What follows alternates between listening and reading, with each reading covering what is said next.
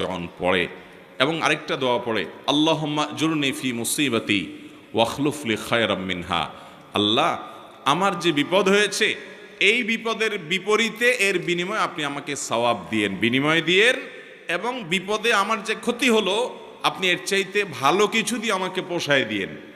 এই দোয়া যদি কেউ পড়ে তো আল্লাহ রাব্বুল আলামিন তার ওই বিপদে যা ক্ষতি হবে তার থেকে বেশি দিয়ে তাকে অবশ্যই পুষিয়ে দিবেন।